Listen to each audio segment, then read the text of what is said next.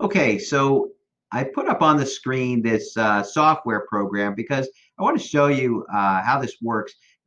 There's a difference between maximizing your Social Security and optimizing it. So far we've been talking about maximizing it, and we have all kinds of software programs. We have I think the Cadillac software program that we use really does a really good job of doing that analysis that we've been talking about. And the analysis is designed to show you how to get the most out of Social Security for your particular situation, how to get the most money from that benefit, right? But the problem is that benefit doesn't always live in a vacuum. It kind of exists in the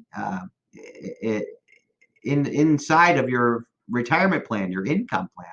So we want to see not only how do we get the most out of the government, but how do we keep the most of your money intact? How do we make sure this is the right decision for you? So in order to do that, the first step is to run that Social Security analysis.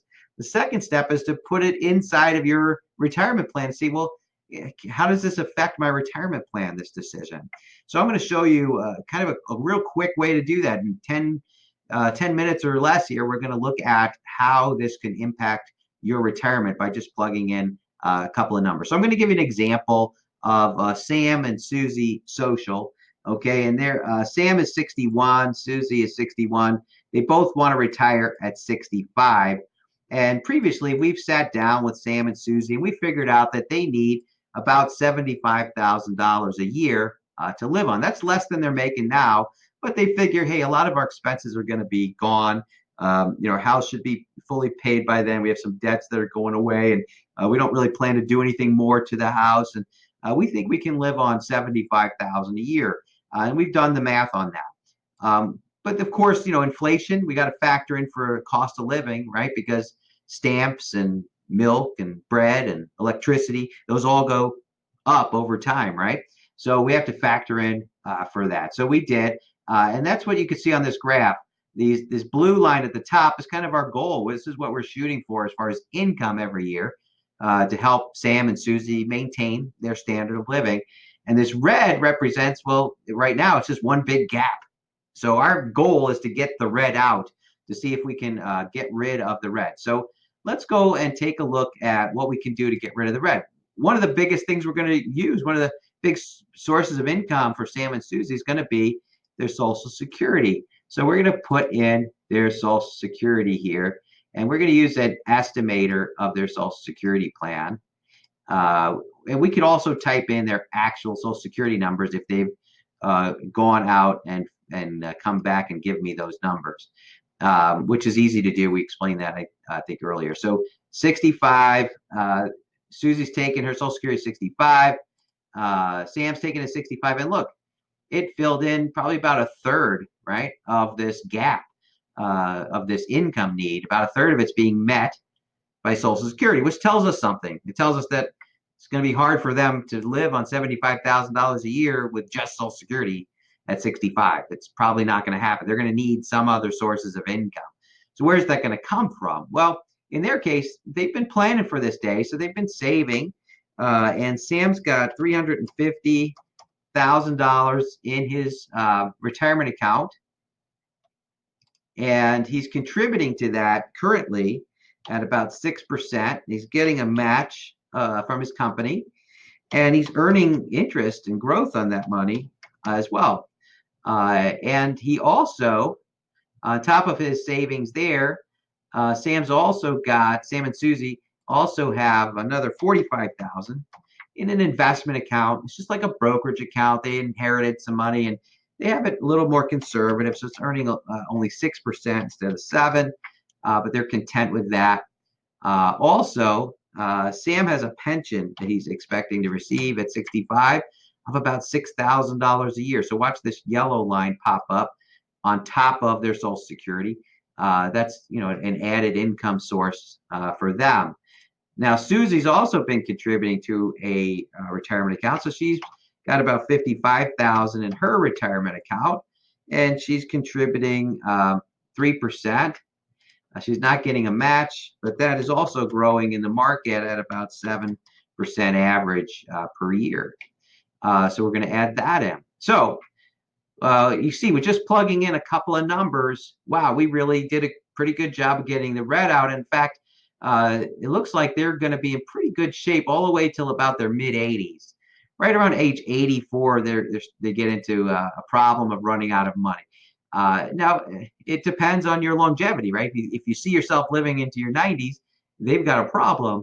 If they say, well, no, we don't really think we're going to live that long because of our health issues, well, maybe 84 is a comfortable number for them. So, but at least they have a clearer picture, right?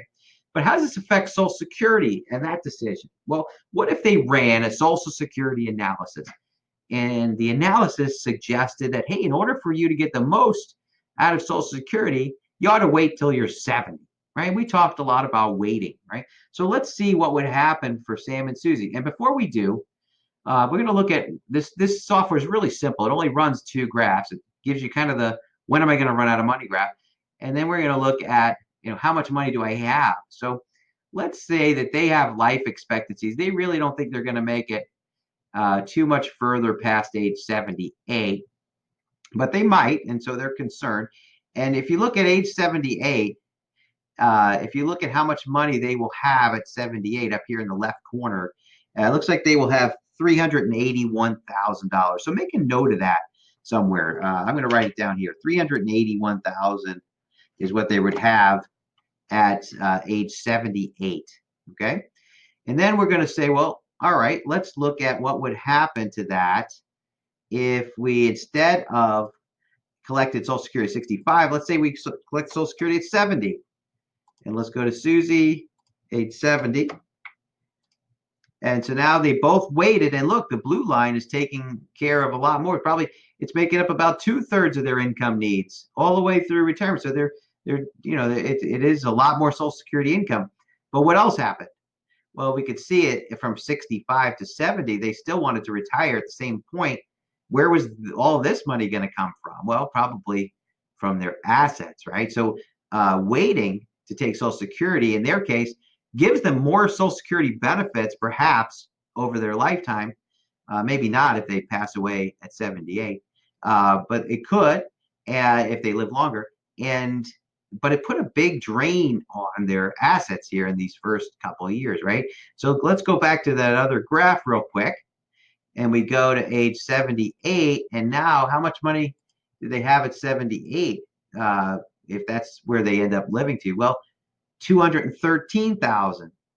So before, do you remember what it was before? If they had lived to 78, I told you to make a note, it was 381,000.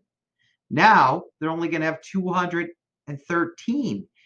So while maybe waiting till age 70 helped them get more money out of Social Security over their lifetime, it also did what? It also put a drain on assets. So in this case, did it really optimize their overall plan? I would have to say for Sam and Susie, probably not, right? I would say that was probably not going to be the best move for them to wait and put this much of a strain on their assets. So I just wanted to give you that quick rundown of why it's so important to not only maximize your Social Security or what you're going to get out of the government, but I want to illustrate for you, how does that fit into your retirement plan? Well, we have some really neat, easy to understand software where in 10, 15 minutes, we can figure that out for folks. And we offer that as a free service for people who are willing to take us up on that consultation that we talked about. So anyway, I just wanted to show you that, and I hope that was helpful for you.